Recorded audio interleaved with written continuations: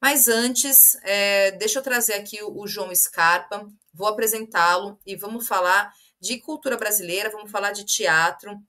E já agradeço, assim que ele me der um joinha, eu já coloco ele na tela e aí a gente já começa a conversar. João, boa noite, meu querido.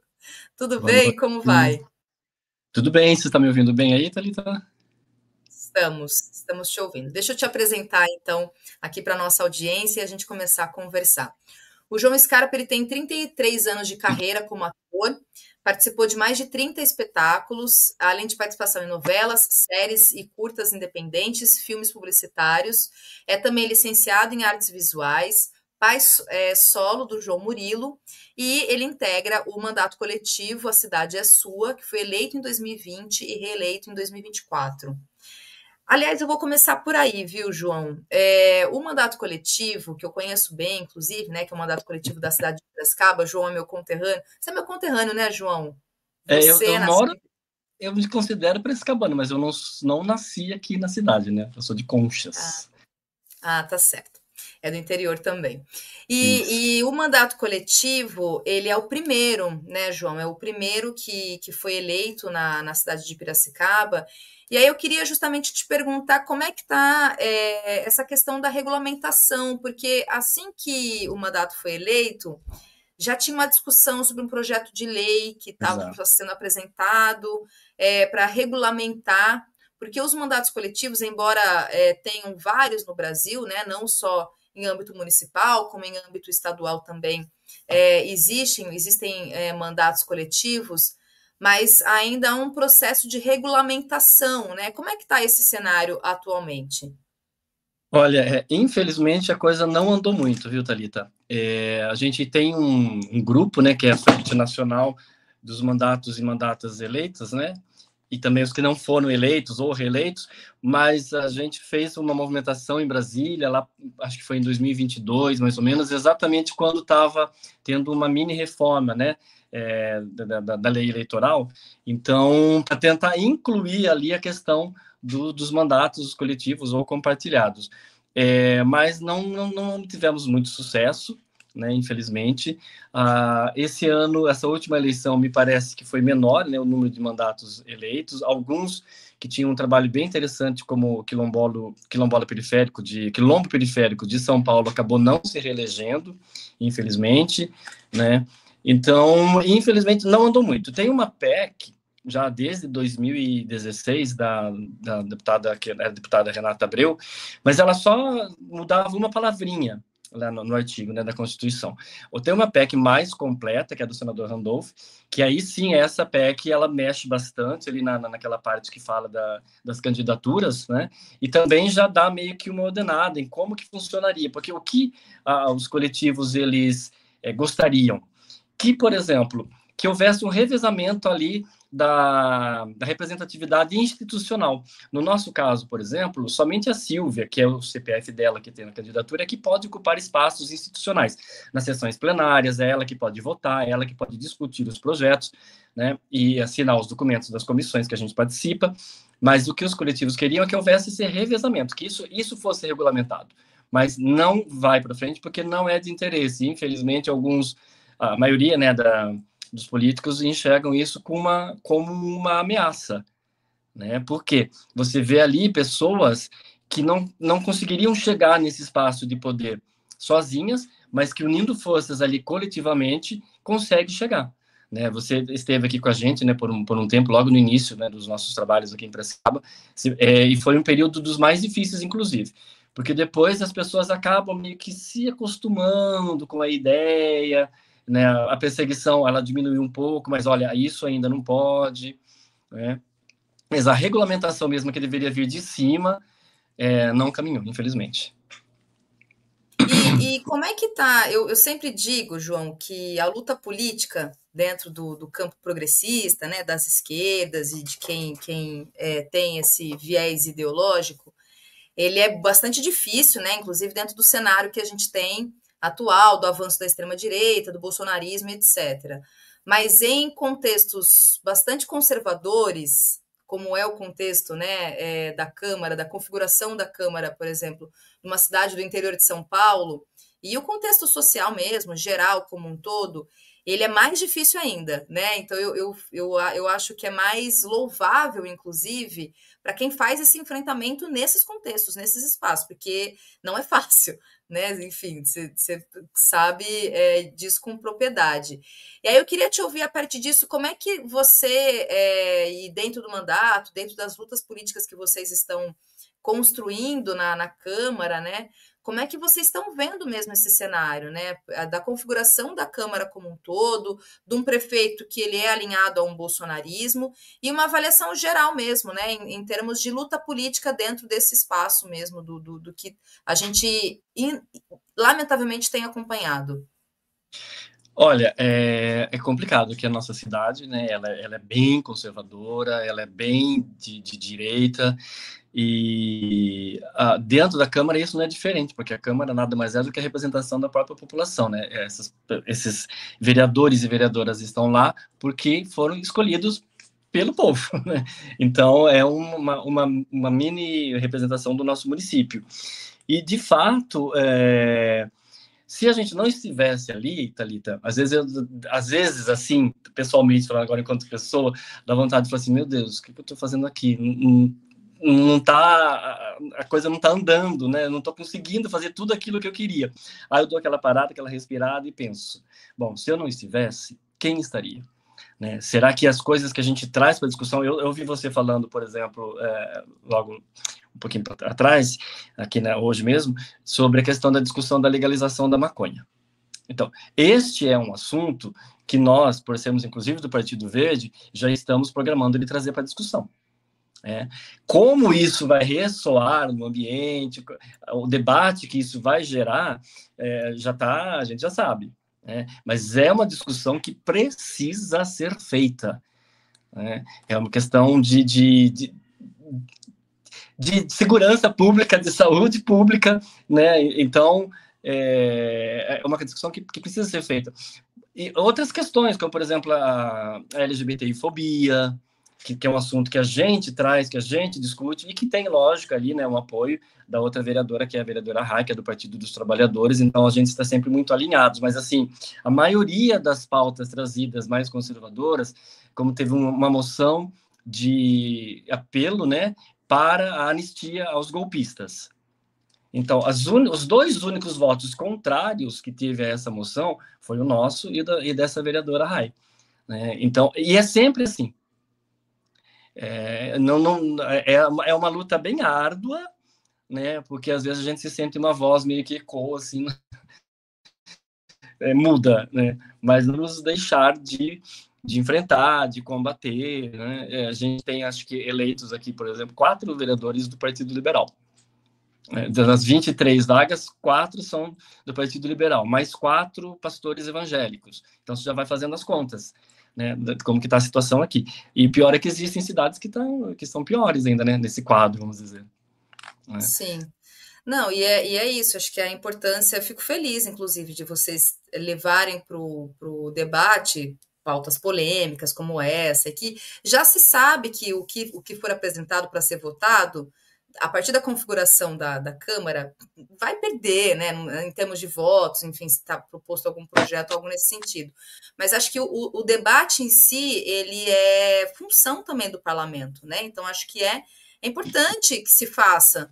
É importante que a sociedade possa ser... É isso, a partir dos seus representantes políticos. Então, eu tenho a sensação, João, que, em geral, em outras esferas, como na esfera federal, isso tem... É sempre um cálculo se vai ganhar ou se não vai ganhar, sabe? Então, isso aqui eu não vou colocar porque não vou ganhar, não vou ter maioria, então isso eu acho um problema, sabe, que a gente enfrenta. Enquanto esse campo progressista mesmo. Sim, exatamente, é exatamente isso que você está falando. Às vezes tem alguns projetos, algumas proposituras que a gente já sabe como que vai encaminhar ali dentro. Mas a gente não pode deixar de apresentar, porque a gente está ali exatamente para isso, para estimular, para incentivar, para provocar o debate sobre pautas que jamais seriam citadas se a gente ali não estivesse. Né? Então, teve um projeto que o prefeito enviou, que mudou, né, o quadro da administração pública, criando cargos com super salários e tal. eu coloquei 7 emendas. Eu passei, ele protocolou com urgência, então colocou na quinta-feira à noite para votar na segunda-feira de manhã. Eu passei o final de semana elaborando emendas. Eu sabia que essas emendas não seriam aprovadas pela maioria dos vereadores que são base, né, do governo municipal, mas a gente apresentou, e a vereadora Silvia, que é quem pode discutir as emendas, fez a discussão, elas foram derrubadas, mas a gente se mostrou, se posicionou, né, provocou esse debate, né? Não podemos deixar, porque senão aí que a coisa vai degringolar mesmo. Temos uma dificuldade grande de articular aqui, a gente tem uma frente de esquerdas de Piracicaba, que ela é suprapartidária, mas existe uma dificuldade grande de mobilização. Então, a gente ia até fazer um ato agora, nesse final de semana, e não conseguimos mobilizar. Eu estava escutando você falar um pouquinho aí sobre a esquerda e tal, né? Eu tenho uma crítica a fazer, que às vezes aquilo fica aquela conversa dentro daquela bolha, as mesmas pessoas falando as mesmas coisas para aquelas que já sabem. Então, como chegar? Essa foi a discussão de hoje. Antes de entrar aqui, eu estava nessa reunião dessa frente, desse grupo. Como sair, como agregar, como trazer, por exemplo, a periferia para perto da gente, para junto da gente. Tivemos um caso, não sei se você acompanhou aqui, muito trágico, de um rapaz, uma abordagem policial que acabou numa tragédia por vários motivos, mas principalmente por despreparo da polícia militar daquele estado de São Paulo, né? Então, são coisas que, se a gente não conseguir trazer para perto, se a esquerda não conseguir trazer para perto, não vai avançar muito nesse campo.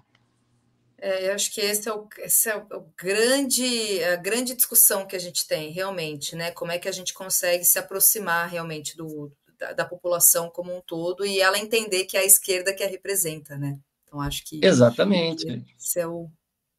Sim.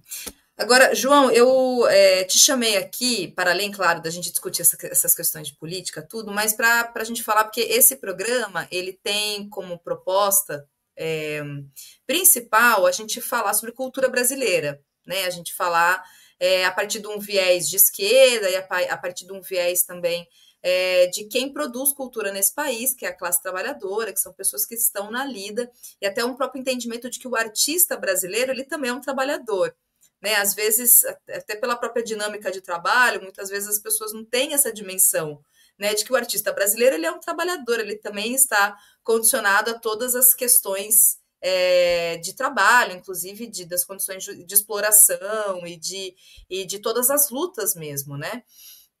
E aí, dito isso, eu queria te perguntar, a partir dessa sua longa carreira mesmo, né? São 30 anos, você também foi diretor de teatro, né? Além de ator, você dirigiu peças também. O que você pode dizer, uma avaliação sua, ao longo desse tempo todo, produzindo, fazendo, pensando teatro no Brasil, né?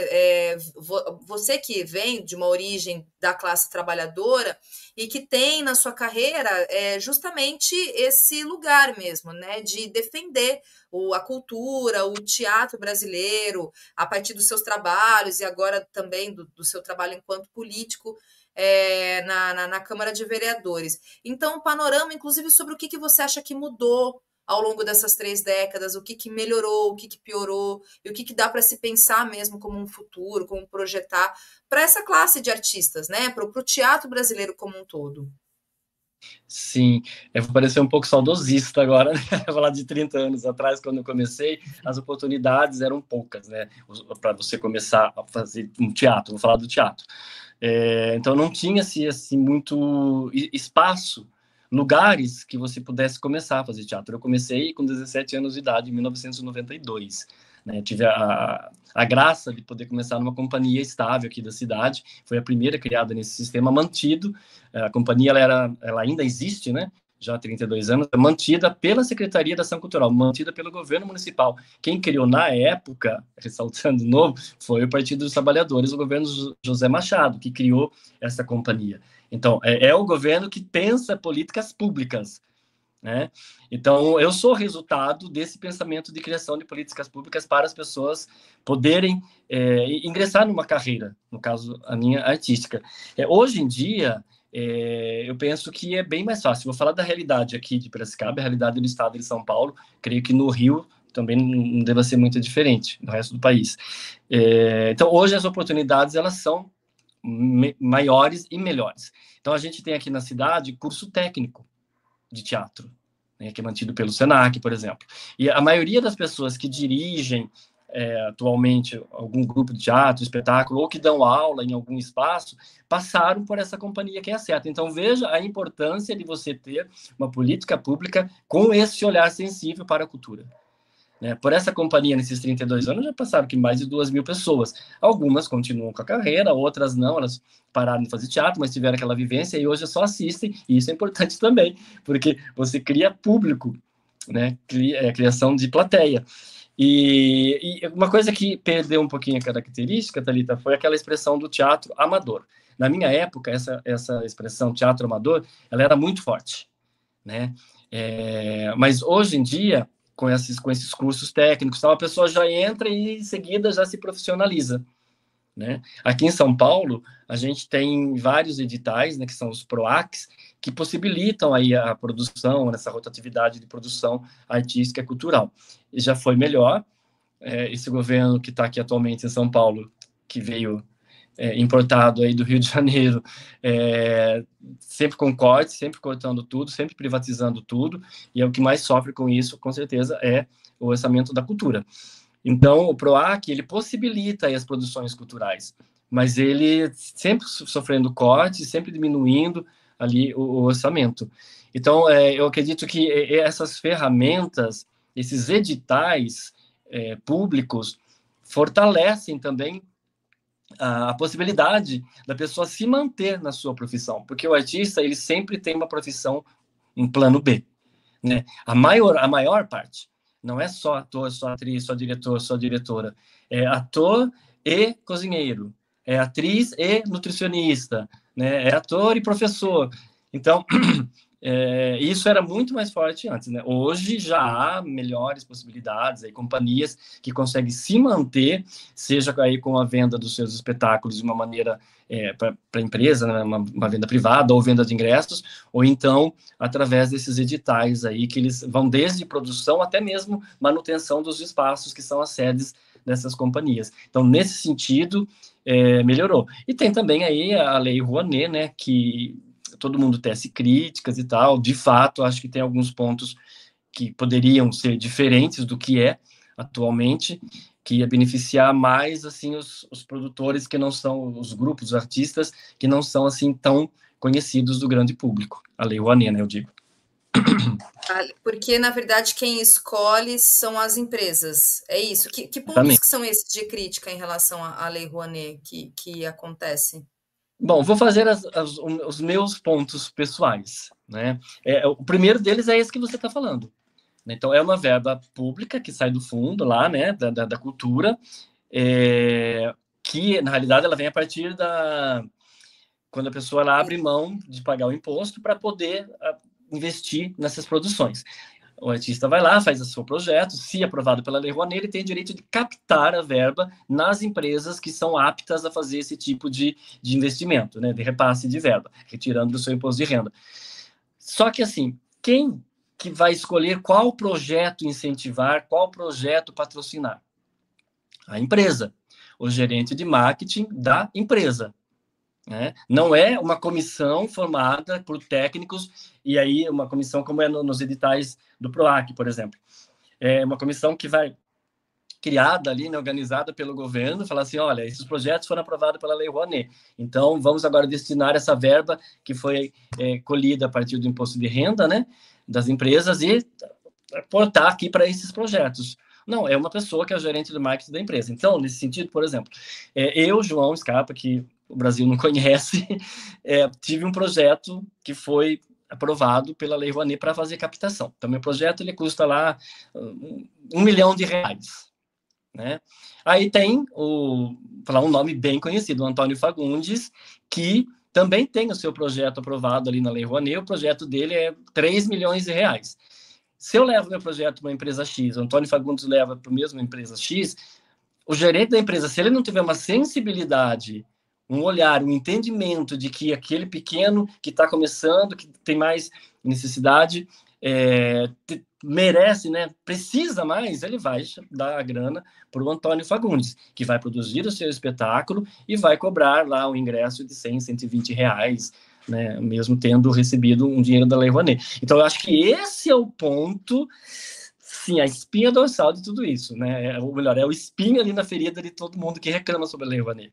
Então, se houvesse uma maneira de modificar isso e que tivesse uma comissão técnica do próprio governo federal que pudesse fazer essa destinação dessa verba recolhida através do imposto de renda, eu acho que seria bem mais eficaz para os pequenos produtores, né, os que estão começando, enfim. Então, essa é uma crítica que as pessoas fazem, né? Aí tem os fake news, e tem os boatos, e tem as besteiras que as pessoas inventam, que é para prejudicar a imagem dos artistas, né? Que as pessoas ainda têm aquela questão de que o artista é vagabundo, vive da Lei Rouanet, né? Eu mesmo nunca consegui pegar nenhum patrocínio da Lei Rouanet.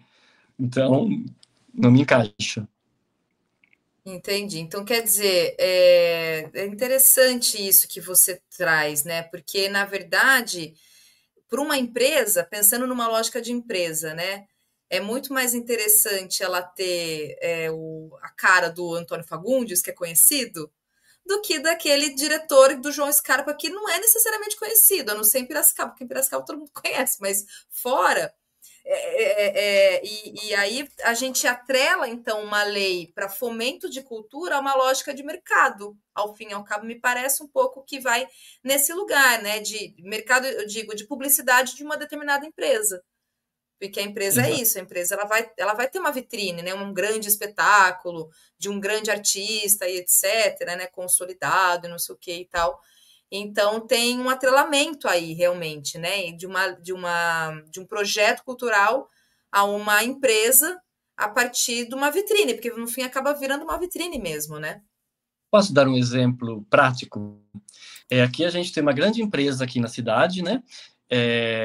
E aí a gente tem um grande espetáculo também aqui na cidade chamado Paixão de Cristo de Piracicaba. Ele tem várias camadas, né? O espetáculo ao céu aberto, não sei se você já teve a oportunidade de assistir, né? Ao céu aberto, uma arquibancada para 2.500 pessoas por sessão, ele é feito na Semana Santa, e ele é feito com verba captadas através de Lei Rouanet, através de PROAC e ICMS, que é quase o mesmo sistema, e a prefeitura também ajuda, enfim. Essa empresa, ela aportou uma vez para esse espetáculo R$ 20 mil. Aí teve um espetáculo da Cláudia Raia, né, um dos mais recentes, não vou lembrar agora o nome, que essa mesma empresa aportou R$ 1 milhão. Entendeu? Então está aí, né, um exemplo bem prático, né, de como que é feita essa escolha, né? Porque você falou assim, é melhor ter ali a carinha da Cláudia Raia do lado, né, do que de um ator ou de uma atriz aqui da cidade que ninguém sabe, né, nacionalmente, assim, quem é. Você viu que perguntaram aqui se eu sou parente do Conde Chiquinho? Eu vi, eu ia colocar na tela. Não é, né, João? Não é Somos. parente. É Somos parentes. parente? É Somos mesmo? na realidade, Olha assim, só, é parente, gente. o meu avô veio da Itália. E o meu avô é primo do avô do Chiquinho Scarpa. Entendeu? Então, de longe, assim, a gente é parente. Mas eu sou parente de um jogador de futebol que ficou bem conhecido, porque jogou, acho que no Fluminense, se eu não me engano, aí no Rio de Janeiro, que é o Que Gustavo é quem? Scarpa. O Gustavo Gustavo Scarpa. Scarpa. Alguém conhece, E gente? Eu não sei esse quem é é, meu não. primo. Olha Esse é só, meu tá vendo? direto. Olha só. Bom, e aí, João, uma última questão aqui, que tem uma outra questão que chegou. Olha só, o Maxwell é o nosso camarada aqui que tá sempre nos ajudando aqui, que fica no backstage. Ele Você falou que acompanha? ele tá no Atlético Mineiro hoje. Ó, Isso. Scarpinha. Foi do Fluminense para o E, Palmeiras, depois foi na Inglaterra e agora voltou para o Atlético. tá. É isso, olha só. Aí ele tá me lembrando aqui que o Scarpinha passou pelo Palmeiras. Muito Isso. bem. É primo do João Scarpa. João, e deixa eu te perguntar uma coisa. Aliás, tem uma pergunta que chegou aqui, talvez Uhum. até tenha alguma relação com o que eu queria te perguntar também. O Tiago Barreto diz o seguinte: qual é o papel do teatro, e de maneira mais específica, do teatro do oprimido no processo revolucionário brasileiro? Uma pergunta Não sei se dá para responder assim, né? Mas fica aí para. Porque sim, tem. olha, Não, não, pode responder. Pode responder, depois eu te eu cortei, emendo aqui. tá dando um delayzinho, eu te Pode. cortei. Tá. Não, pode falar. Tá. Não, eu ia dizer assim, eu estudei, né, o teatro do oprimido, trabalhei isso quando eu fui diretor aqui da SETA, e é uma ferramenta muito potente. Eu trabalhei ah, nas escolas, a gente acabou levando as cenas que a gente trabalhava para dentro das escolas, né? E a gente fazia o fórum teatro. E o que seria o fórum teatro? A gente apresentava alguma cena com uma pauta, uma temática muito importante, como o machismo, a exploração de trabalho e tal, e levava isso para as salas de aula. E a participação dos adolescentes era muito grande, assim, sabe? Eram participações, assim, às vezes até emocionadas, quando a gente falava de machismo, de violência de gênero e tal. As meninas, por exemplo, tinha meninas que acabavam até se emocionando e tal. Mas não só pela emoção, porque pela reflexão que isso causava nelas, né? E naquela turma como um todo. Então, o teatro em si já é uma potência, porque se você for ver grandes manifestações que aconteceram aí na história do Brasil, sempre tem os artistas, prioritariamente os artistas de teatro, participando e envolvidos. Tanto que já sofreram muitas perseguições na ditadura, censura, teatros fechados, elencos espancados, que ousava-se ainda assim falar sobre assuntos que eram proibidos na época. Então, o teatro ele tem essa função anarquista, né? Não sei se seria esse o termo correto, né? Essa função de trazer para reflexão. Eu, particularmente, procuro sempre trabalhar algum tema nesse sentido. Então, eu trabalhei um espetáculo que chamava Lodo, que falava sobre a questão do trabalho análogo à escravidão. Eu e meu parceiro Ricardo Araújo, a gente fez esse espetáculo. Trabalhei um outro espetáculo que se chamava Os que Têm a Hora Marcada, que é um espetáculo escrito em 1950, que falava sobre essa questão das classes, né? Então, vivia, as pessoas não tinham nome, elas eram um número, e o número significava o tanto que elas iam viver. Então, tipo assim, quem chamava ali, tipo, 50 e vivia 50 anos, porque ele fazia parte de uma classe social que era o que permitia que ele conseguisse sobreviver, né? Então, eu uso o teatro como entretenimento, obviamente, faço outras peças com viés mais comercial, né, comédias, na maioria das vezes, né, que é o que o público acaba gostando de ver. Ainda assim, nas comédias, a gente acaba trazendo alguma pauta nesse sentido, mas eu gosto muito de fazer esse teatro mais político, se é que assim eu posso dizer. Estou preparando um novo espetáculo que vai falar sobre uma história de dois amigos que se passam nos anos 90, vou dar um spoilerzinho aqui, que eles têm um sonho, né, que são dois caminhoneiros, eles têm um sonho de comprar um caminhão, eles guardam a grana para isso, e aí o que acontece? O governo vai e prende o dinheiro, né, que foi o plano Collor, prende o dinheiro e aí acaba tendo um final meio que trágico ali, porque é o que aconteceu na realidade com várias pessoas que tiveram o dinheiro ali apreendido, né, naquele plano que então o governo Collor fez. Então a gente está sempre resgatando para as pessoas também não perderem a memória, que a nossa memória é muito curta, né? Então, nesse sentido, eu esqueci o nome da pessoa que perguntou, acho que foi o Thiago, nesse sentido, eu acho que o teatro, eu não gosto de usar esse termo, mas é uma grande arma, uma grande ferramenta, vamos melhorar o termo, uma grande ferramenta para a gente também trazer reflexão. Gosto muito do teatro épico, também do Bertolt Brecht, que ele não é apenas um entretenimento, aliás, ao contrário disso, ele sempre está buscando o distanciamento do público. Então, o público está assistindo aquela peça não para se emocionar ou apenas se entreter, ele está assistindo porque ele vai sair dali refletindo sobre o que ele viu. Então, eu uso muitos elementos do teatro épico, do Bertolt Brecht, nos espetáculos que eu faço.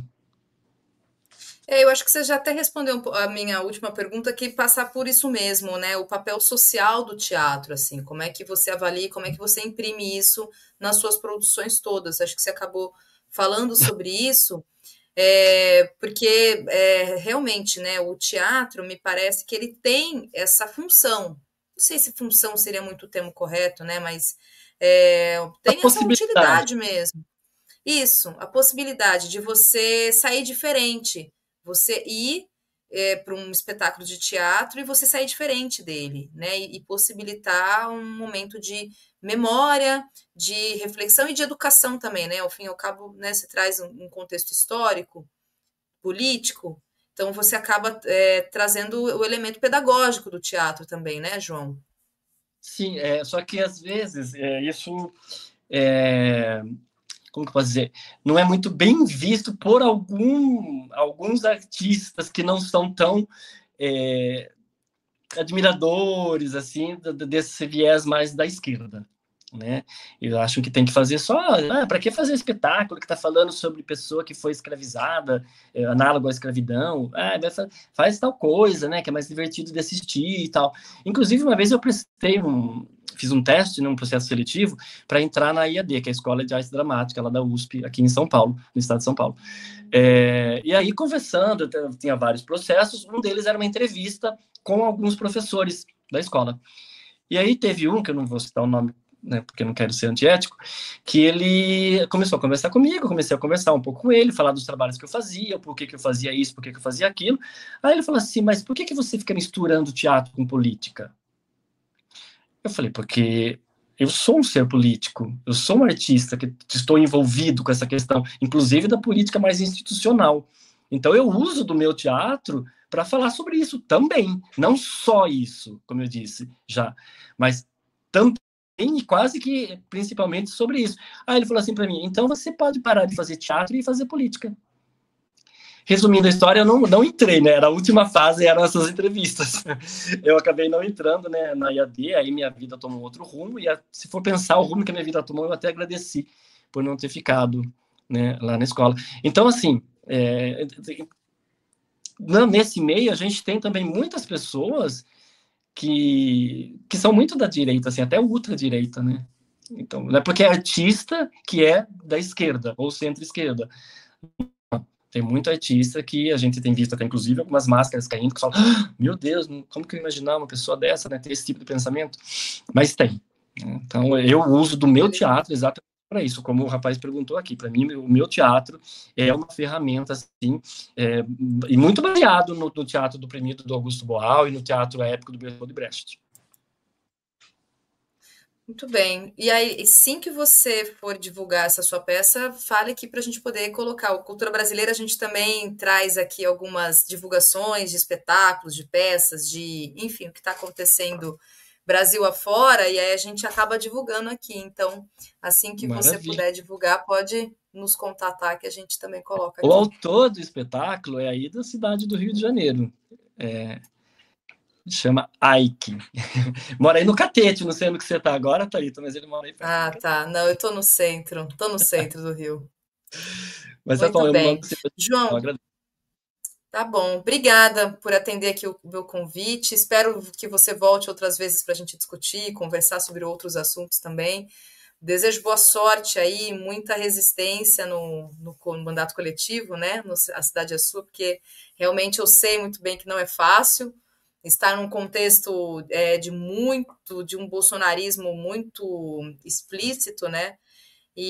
Mas é isso. O importante é que não existe lugar vazio na política, né? Então, às vezes, como você às vezes se pergunta por que você está, então é importante que você esteja. Você, a Silvia, o Pablo, enfim, todo mundo que está lá no mandato. E é isso. Força, resistência aí. E obrigada por atender aqui meu convite e estar aqui com a gente no Cultura Brasileira.